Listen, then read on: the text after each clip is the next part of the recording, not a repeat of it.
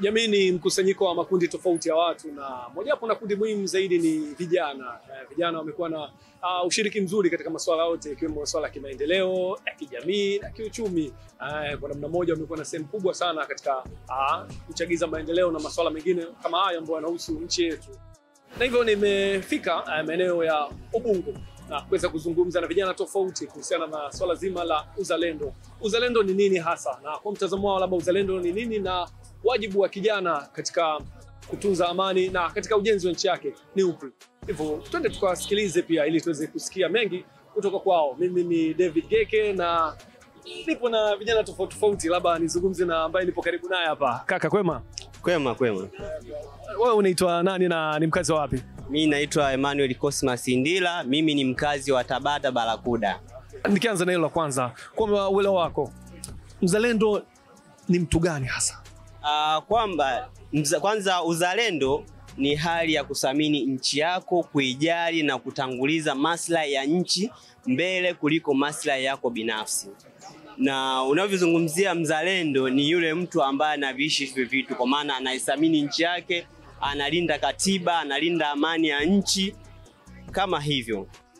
Kwa hiyo binafsi yako kuna vigezo gani sasa ambavyo unavifahamu kwamba mzalendo ni hivyo vitu anavyo yani Mzalendo ana vigezo gani hasa vinaweza kutambua huyu kweli ni mzalendo? Kigezo cha kwanza kwamba lazima ni yule mtu ambaye analinda amani ya nchi. Amani ya nchi ni kama glasi, ikivunjika kuirudisha ni vigumu sana. Na nikifanya reference nchi kama Libya ambayo ilikuwa na maendeleo na amani ya kutosha, 2011 amani yake ilivunjika na mpaka leo bado haijarudi na bado shida inaendelea. Wanatamani hata asilimia chache ile amani iliyokuwa mwanzo wairudishe. Kwa hiyo sifa moja wapo kama kijana ambaye ni mzalendo, kulinda amani ya nchi.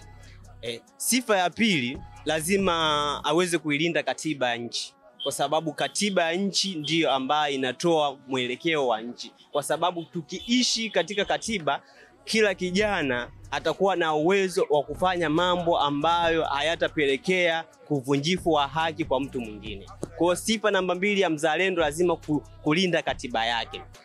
Cha pili, lazima achangie katika maendeleo ya jamii.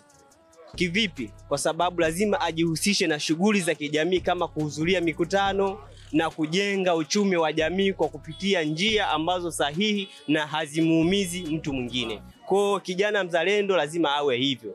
Lakini na cha mwisho ni kwamba neno uzalendo, yani zaidi sio neno la kawaida. Yani huo ni wito wa kulinda taifa, ni wito wa kulinda rasilimali za nchi. Kwa hiyo kama kijana lazima ulinde mali zote za umma, zikiwemo miundombinu na rasilimali zingine ambazo zinapatikana. Sawa, shukrani. Lakini hauko peke yako, nitarudi kwako, siondoki. Lakini nipo na mwenzangu hapa. Dada, kwema? Kwema, mambo. Habari za wakati huu? Salama. Naitwa Violet Osea. Sawa. Mchangaji aliyepita amezungumza mengi, lakini nataka nifahamu kutoka kwako tafsiri ya neno mzalendo. Wewe kwa uelewa wako, mzalendo ni mtu aina gani au mzalendo ni nini? Ni yule mtu ambaye ana upendo, uaminifu na umoja kwa nchi yake au kile kitu akipendacho. Sababu kuna mtu anapenda nchi yake pia ni mzalendo, lakini kuna mtu ni mzalendo katika biashara yake. Kwa hiyo uzalendo ni ile hali unapokipenda kitu, unapokitunza na unapokuwa mwaminifu katika hicho kitu. Mimi kwangu ndio ninaposema uzalendo ni nini. Na wewe ni mzalendo kwa kijiangalia wewe binafsi? Ndio. Kwa nini wewe ni mzalendo? Sasa inaweza kuangalia je ni mzalendo kwa mfano kwa nchi yangu ninaposema mzalendo, kwanza tu ni ile hali ya kuwa na mapenzi na nchi yake. Mtu mwenyewe anapoipenda nchi yake, huyo ni mzalendo. Lakini uaminifu, umeona? Lakini kuna zile kuzilinda tamaduni. Kwa mfano mimi naweza kusema ni mzalendo hapa, nalinda tamaduni ya kuongea Kiswahili. Ni mzalendo kwa nchi yangu, ninaipenda. Na tamaduni zetu bado ninaziishi. Kwa hapo naweza kusema ni mzalendo. Lakini unaposema pia kwa nini ni mzalendo, kwa sababu huwa unasema pia kuna masuala kama ya amani, haki. Japokuwa hamna mtu ambaye yuko perfect atafanya kitu perfect at all, lakini kwa ile nafasi yangu ninajitahidi kuilinda amani, lakini kufanya haki pale inaponibidi nifanye. Kwa hiyo kwa upande wangu that's why naweza kusema mimi ni mzalendo. Lakini umeongea vitu muhimu sana, lakini wewe kama kijana, hivi wajibu wa kijana katika nchi yako ni upi? Wajibu wako wewe? Kama mimi kijana, wajibu wangu kwanza kuna kufanya kazi kwa bidii. Ya kwanza ni kufanya kazi kwa bidii. Lakini ni kufuata zile sheria na taratibu. Sababu nchi ina sheria, ina taratibu zake, kuna katiba. Kwa hiyo kuzifuata pia zile pale na kuziishi, hiyo pia ni hali ya uzalendo. Lakini kuwa mwaminifu katika nchi, lakini na kazi unazofanya kwenye kila jambo la kujenga nchi, unapokuwa mwaminifu na unapoonyesha ile hali ya kufanya kitu kwa mapendo, huo ni uzalendo pia. Lakini kikubwa pia na ambacho sio mimi kijana tu, ni haki ya kila Mtanzania au na kila mzalendo yoyote kuilinda amani ya Tanzania. Umeongea jambo muhimu sana hapo kwa kuhusu uzalendo na kuipenda nchi yako, lakini naamini katika maisha yako ya kila siku, katika harakati zako za kila siku za kujitafutia riziki na masuala mengine kama hayo, kuna namna moja au nyingine unaweza ukawa una changamoto, maoni au dukuduku lako. Sasa ni njia gani ambayo unaitumia wewe kama kijana katika kufikisha pale ambapo unapokuwa na dukuduku, maoni, katika kuifikisha? Inaweza kawa ni katika jamii husika, inaweza kawa ni katika serikali. Wewe unatumia namna gani katika kufikisha yale maoni yako pale ambapo unahitaji kuongea kitu fulani? Tunasema katika kuwasilisha maoni au dukuduku, kwanza ni kumfuata mtu husika ambaye nahisi huyu atanisaidia.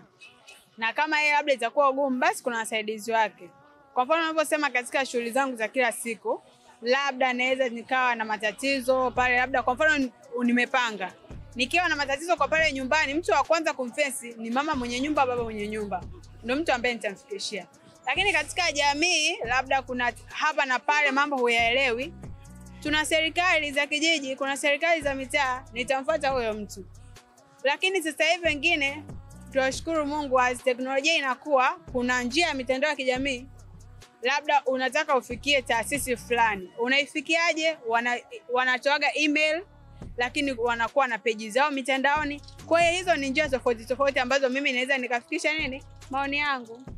Wewe kama kijana, una wajibu gani wa kuhakikisha unailinda amani ya nchi yako na unahakikisha ile amani inadumu na inaendelea kuwepo vizazi hadi na vizazi?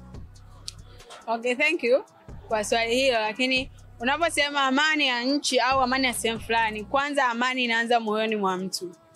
Mimi mwenyewe nikishakuwa na amani, basi nitajaribu na nitafanya kuwa hata pembeni yangu awe na amani. Kwa sababu hata tukirejea vitabu vya dini, vyote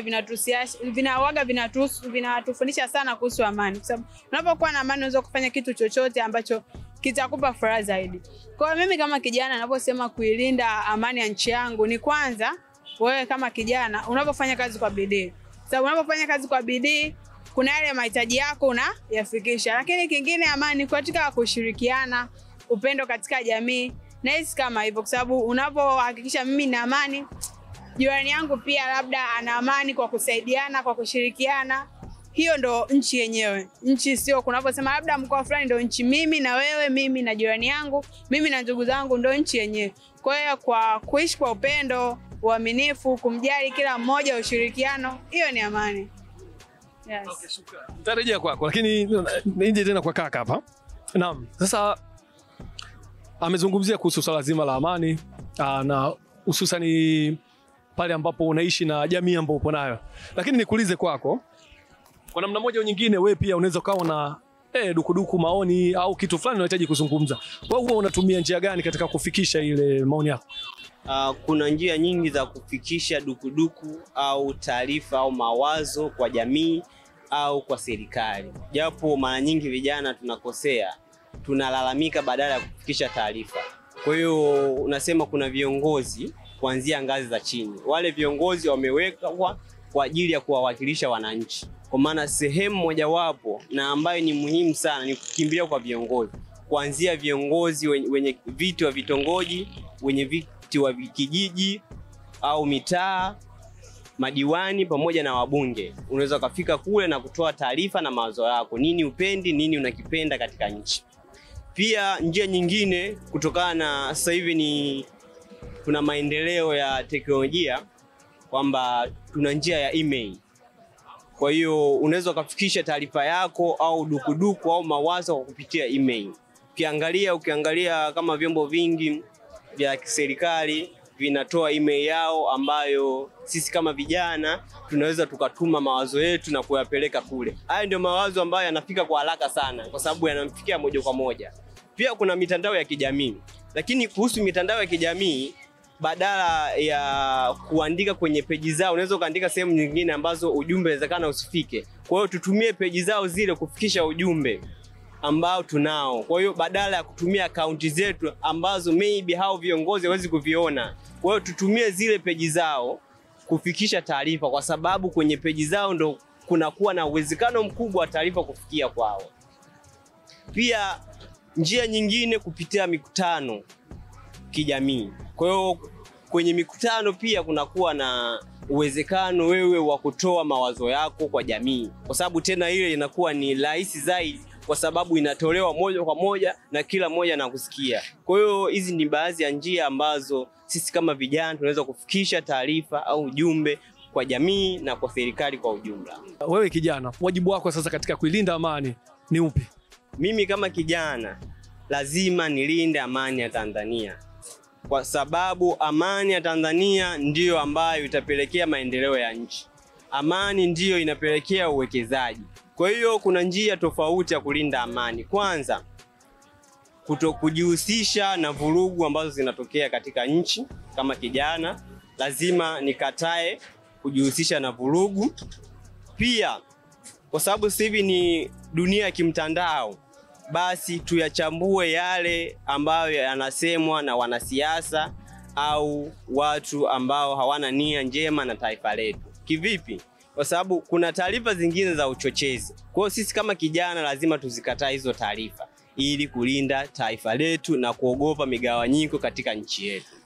Pia sisi kama kijana ili kulinda amani lazima ufanye shughuli zako. Kwa sababu usipofanya shughuli utavunja amani, kwa sababu utaenda kuvamia duka la mtu, utaiba.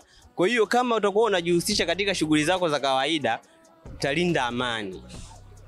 Pia lakini sisi kama vijana lazima tutoe elimu kwa watu wengine ambao wanahitaji wa elimu, kuambia nini maana ya amani. Kwa hiyo lazima tulinde amani yetu. Kwa hiyo lazima tutoe elimu kwa jamii kuhusu umuhimu wa amani na kuenzi amani ambayo iliacha kuanzia tulivyopata uhuru. Kwa upande wako pia, namna uhuru wa kutoa maoni unao. Uhuru wako kutoa maoni haumkwazi mwingine. Ni kipi ambacho unafanya? Unaposema katika uhuru wa kutoa maoni, katika ujue unapojifikiria kwa nahitaji kutoa maoni kwenye kitu fulani, sio kila kitu ambacho unakipenda wewe au unakipenda mimi kila mtu atakipenda. Umeona? Kwa mimi naweza nikasema labda natoa hichi kitu mimi ninachofikiria na sina najua simkwazi mtu. Umeona? Lakini kumbe unatoa kuna mtu hajapenda. Kwa hiyo unapoangalia ni katika tu kuangalia je namna gani nitakitoa. Kwa hiyo ambaye kama atakuwa labda mtu anaona hajakipenda, lakini labda ulivyofikisha ni nia ambayo sasa kidogo anaweza akakuelewa. Kwa hiyo ambacho unakifanya kwanza angalia je ni lugha gani nitaitumia au ni njia zipi ambazo ninapozitoa kweli hata mtu ambaye nataka asikie maoni yangu kweli atanikubalia na ataona ni kweli nina shida na kitu fulani. Kama hiyo. Na kama tu ndo unafungulia runinga yako, tunazungumza na vijana kuhusiana na uzalendo ni nini, lakini wajibu wa vijana katika kuilinda amani ya nchi yake, katika kuijenga nchi yake ni upi, na tunaendelea kuzungumza nao ili tuweze kufahamu fika kuhusiana na jambo hilo. Labda nirejee tu kwa kaka. Naam. Tumezungumzia kuhusu wajibu wako katika kuilinda amani na kuitunza amani. Sasa wewe unatoa wito gani kwa vijana kuhusiana na kuwa wazalendo? Kwamba wito wa vijana kuwa wazalendo, tukumbuke kwamba uzalendo ndio kila kitu katika nchi. Uzalendo ndio chanzo cha kujenga nchi yetu kuwa imara, kwa sababu umuhimu wa uzalendo, ukiwa kama mzalendo siku moja ukawa kama kiongozi, hautaruhusu rushwa wala matumizi mabaya ya fedha. Huo ndio uzalendo kama ukiwa kiongozi baadaye. Pia uzalendo utalinda mali ya nchi, hautaharibu miundombinu ya nchi ambayo inatumika na watu wengine na vijana, sisi vijana wenyewe tunatumia pia. Kwa hiyo Huu ni umuhimu wa uzalendo. Pia uzalendo, kwa sababu ukiwa mzalendo utahimiza amani. Ukiwa na amani, nchi itakuwa na maendeleo. Kwa hiyo umuhimu wa uzalendo, lazima nchi iwe na maendeleo kwa kuleta wawekezaji, kwa sababu wawekezaji hawaendi kwenda sehemu ambayo haina amani. Kwa umuhimu wa uzalendo pia inahamasisha maendeleo ya nchi. Pia kuwa mzalendo kunapelekea maendeleo katika jamii, kwa sababu utajihusisha katika mambo ya kijamii, kwa sababu mzalendo lazima atoe kwa jamii. Kwa hiyo kwa mfano kukawa na ujenzi wa hospitali, ukawa na ujenzi wa shule, kama wewe kijana ambaye ni mzalendo, lazima uende ukafanya hizo shughuli kukuonyesha kwamba uzalendo wako ni kutoka moyoni, ni sio wa maneno. Kwa hiyo inapelekea maendeleo katika jamii. Kuwa mzalendo ndio jambo la muhimu, lakini kuna namna tofauti za kufikisha maoni yako pale ambapo kama kijana unakuwa na dukuduku lako na maoni. Twende tukamsikilize mtaalamu na mchambuzi wa masuala ya kisiasa na vijana jumla, ambaye anatueleza ni namna gani sasa kwa kijana anaweza akatoa maoni yake, ana njia zipi sahihi za kufikisha maoni yake katika jamii, katika huduma kwa serikali na mambo yote kwa ujumla.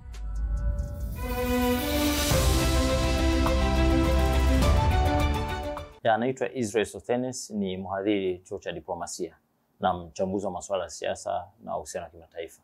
Njia sahihi ambayo kijana akiwa na hoja, akiwa na swala, akiwa na changamoto ambayo ya kimaisha na mkabili, msongo wa mawazo au anataka ushauri, wapo kama nilivyosema, vijana wako mashuleni. Kule mashuleni kuna walimu. Walimu ni mamlaka ambazo zipo kwa ajili ya kusaidia kutatua na kufanya mashauriano mbalimbali na vijana walioko mashuleni. Na vijana ambao wako nje ya mfumo wa shule wana serikali za mitaa. Kama ni stendi za daladala, maana yake kuna uongozi wa eneo lile. Uongozi wa eneo lile. Kama ni sehemu ya soko, maana yake kuna uongozi wa soko. Nyumba za ibada pia, viongozi na mifumo iliyoko maeneo hayo niliyotaja, yote ipo kwa ajili ya kumsaidia kijana, kumpa usaidizi wa kisaikolojia, wa changamoto za kimaisha, masuala ya ajira, masuala ya ufahamu ya kanganyiko ambayo anakuwa anakabiliana nao katika maisha yake. Mawasiliano baina ya serikali na wananchi wake, ikiwemo vijana, zipo njia kadha wa kadha. Kuna mikutano ya hadhara. Kuna mikutano ya hadhara ambao mara nyingi huwa kijana anatakiwa ashiriki mikutano ya hadhara, lakini kumekuwa na hali ya sintofahamu hapo miaka karibuni, na hasa baada ya kuanzishwa kwa mfumo wa vyama vingi vya siasa. Kumekuwa na mtazamo kwamba pengine kuhudhuria mikutano ya hadhara ni swala la hiari, kwamba halina ulazima wote ule, na mwisho wa siku asiposhiriki kwenye mikutano ya hadhara ya maeneo anamoishi au kwenye mikutano mbalimbali ambayo inamtaka yeye kama raia kijana ashiriki, asiposhiriki maana yake atakosa hiyo fursa ya kuweza dukuduku lake kuwasilisha kwenye uongozi ili iweze kutafutiwa majibu. Kwa kubwa ni kuhakikisha kwamba kijana anajitambua na anajua aina ya shida yake inatakiwa ishughulikiwe na ngazi gani ya uongozi katika serikali, na aweze kuzingatia utaratibu huo, afike huko, kwa sababu ni haki ya kila Tanzania, ni haki ya kila kijana, ni haki ya kila rika na kundi lote la jamii ya nchi yetu. Namna isiyo sahihi ni namna ambayo inakiuka maadili, inakiuka ile heshima, staha na utu wa mtu mwingine. Namna ambayo inaenda kutweza utu, inaenda kushusha na kudhalilisha utu wa mtu mwingine kulingana na aina ya ujumbe ambao pengine unataka kufikisha, au hoja ambazo unataka kuzifikisha, au dukuduku ambalo kulifikisha. Kwa hiyo makuzi na malezi yanatuelekeza kwamba kwa mazingira ya Kiafrika, huwa watoto katika makuzi yake anakuwa anajua namna gani afikishe ombi lake kwa mzazi wake, kwa mlezi wake, au kwa mkubwa ambaye anaishi naye. Kuna mila, tamaduni ambazo zinatutaka hivyo. Mfano, huwezi kuwasilisha jambo fulani kwa kiongozi anayekuzidi katika namna ambayo haibebi heshima ndani yake. Lazima ujue ni wakati gani na ni namna gani uwasilishe hoja yako.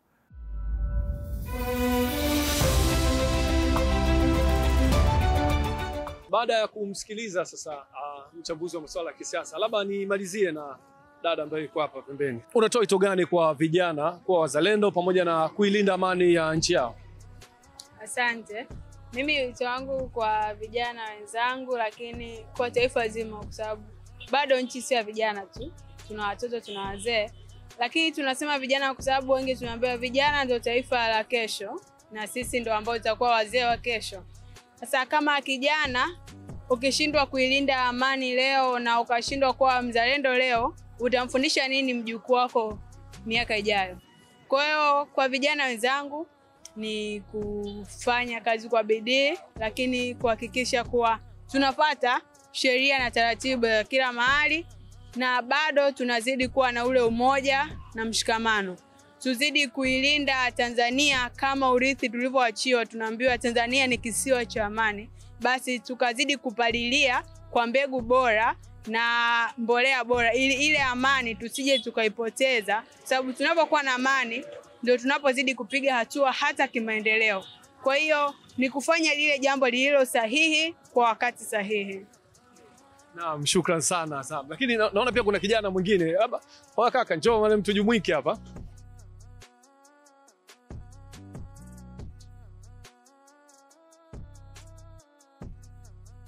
Mimi naitwa Goodluck Gabriel Evaristi. Ni mkazi wa Msewe Ubungo. Ndio. Bwana, tunazungumza kuhusu swala zima la uzalendo. Labda wewe kwa tafsiri yako uzalendo ni nini hasa? Uzalendo kwa mimi ninavyoelewa, kwanza uzalendo ni moyo wa kuipenda nchi, kuitumikia katika uadilifu na kuithamini. Lakini pia nikizungumzia uzalendo ni naweza nikazungumzia kwa namna nyingine kwamba ni hali ya kutanguliza maslahi ya nchi kuliko ya mfuko. Ndio maana yangu ya uzalendo. Na uzalendo kwa mtu unaweza unaanzia kwenye moyo. Unaanzia kwenye moyo ndio unaenda kwenye macho. Uzalendo hatuwezi kuona tu kwenye macho kwa mara ya kwanza. Lazima uanzie moyoni ndio uende kwenye macho. Wewe ni mzalendo? Mimi ni mzalendo. Kwa nini wewe ni mzalendo? Mimi ni mzalendo kwa sababu nimetanguliza nchi yangu kwanza kuliko mambo mengine yote. Maana yake mimi kwanza naipenda nchi yangu, pili naithamini, na tatu napenda nchi yangu ina heshima. Kwa kama napenda nchi yangu ina heshima, lazima niitetee kwa hali na mali. Ndio. Katika kuipenda nchi yako na kuitetea kwa hali na mali kama ambavyo unasema, kwa namna moja au nyingine unaweza kuwa na maoni yako, unaweza kuwa na dukuduku lako, unaweza kuwa na mawazo yako. Ni kwa namna gani sasa na njia gani ambazo unazitumia wewe kuweza kuyafikisha hayo mawazo yako bila kuvunja taratibu, kanuni na sheria za nchi? Mimi nashukuru sana. Kwanza mimi ni kama kijana. Na vijana tunajumuika na watu mbalimbali katika mitaa. Aidha anaweza kuwa ni rika la vijana, lakini pia watoto na watu wazima kwa muda mwingine. Kwa hiyo ukizungumzia swala la mimi kushiriki katika masuala ya uzalendo, unatakiwa uelewe kwamba uzalendo ndio chanzo cha amani. Na kama uzalendo ndio chanzo cha amani, ndio chanzo cha maendeleo. Kwa mimi mara nyingi nikikaa na vijana napenda kuwakumbusha kwamba athari za kutokuwa mzalendo na athari za kupoteza amani ni zipi. Na uzuri kwa sasa zimekwisha onekana. Na vijana wengi nikikaa nao, mara nyingi napenda kucheza draft na wenzangu pale Msewe wa bodaboda, mwingine madalali, tunakutana. Wanasema hata wao wameshuhudia. Kila mtu amejifunza kwa namna yake, practically na theoretically. Kwa vitendo lakini pia kwa nadharia tumejifunza. Kwa hiyo mara nyingi nikikaa napenda kuonyesha stories za uzalendo na namna amani inavyosadiki maisha yetu kwa ujumla. Kwa mimi mara nyingi natumia nafasi yangu napokaa na vijana ndugu zangu, tunashauriana nini maana ya uzalendo, umuhimu wa uzalendo na amani kwa ujumla. Ndio. Sasa uhuru wako wa kutoa maoni unahakikisha vipi haumkwazi mtu mwingine? Hapo ndipo patamu sasa. Kwa sababu mimi ni mzalendo. Na napoleta habari za uzalendo, kuna mwingine anaona uzalendo sawa, lakini uzalendo tunatofautiana namna ya kuelewa. Mimi nimesema uzalendo ni moyo wa kuipenda na kuithamini nchi yako, ili nchi yako ina heshima. Kwa mimi nikisema hivyo maana yake natamani nilinde sana amani. Kuna namna ya kuenenda katika jumuiya ya watu fulani. Kama ni vijana lazima ujue namna ya kuingia nao. Kama ni vijana wa rika langu najua namna ya kuingia nao. Kwa lazima nijue, naanza na stories zingine hizo za Simba na Yanga. Tukishapita humo tunaingia kama lugha ya matani. Tukishaingia lugha ya matani unamjua huyu ni mtu wa kukasirika au sio kukasirika. Then napitisha ajenda yangu. Sawa. Kuna umuhimu gani kwa kijana katika kutunza amani yake nchi? Umuhimu wa kijana kutunza amani, kwanza kijana ni mtu ambaye bado ana kesho nyingi sana, na kesho zinatakiwa ziwe njema wala sio mbaya.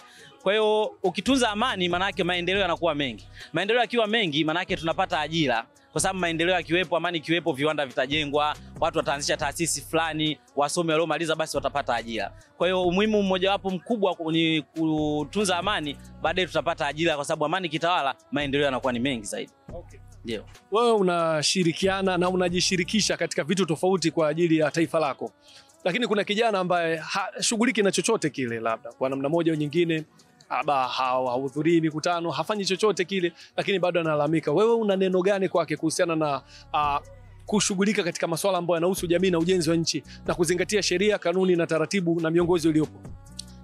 Asante sana. Mimi nafikiri kwanza wapo vijana ambao wanapata taarifa na dondoo kwenye social media, lakini wapo vijana wanaopata dondoo na taarifa nyingine aidha kwa kutumia taarifa za habari na vyombo vya habari. Sasa hapo mimi nadhani nielekeze maombi kwa serikali ya Jamhuri ya Muungano wa Tanzania, aidha ofisi za mitaa au ofisi za wilaya au kata kwa ujumla, kwamba wazidi kuwafikia makundi ya vijana, makundi ya wazee mtaani. Iwe sako kwa bako, unyo washirikiane na kufanya tabaruku na wananchi wote ili kupeleka ajenda ya uzalendo na kutunza amani. Wewe ni mzalendo. Unatoa wito gani kwa vijana na Watanzania wote kwa ujumla kuhusu kuwa wazalendo, kuilinda amani ya nchi yao na kuipenda nchi yao? Asante. Mimi kwanza ni waombe vijana, kama nilivyosema awali, tumejifunza kwa nadharia na kwa vitendo nini maana ya amani na nini maana ya vurugu. Kwa mimi niitishe moyo wa uzalendo kwa vijana wote, tuipende na tuisamini na tutafute heshima ya nchi yetu kwa kujenga amani. Tuendelee kupambana tukiamini kwamba kesho zetu ni njema, na tuendelee kumtukuza Mungu na kumsifu Mungu na kumwomba yeye atutengenezee kesho zetu iliyo safi na salama. Mimi nakushukuru sana. Asante sana kaka. Shukrani sana. Asante sana. Mpaka kufika hapo ndo tunafika tamati ya kipindi chetu, ambapo nimefika katika mtaa wa Ubungo na kuweza kuzungumza na vijana tofauti na kuweza kufahamu kuhusiana na uzalendo ni nini na wajibu wao katika kuilinda amani ya nchi na kuijenga na nchi. Mpaka wakati mwingine, mimi ni David Geke. Endelea kutazama vipindi vinavyoendelea ndani ya TBC1, ukweli na uhakika.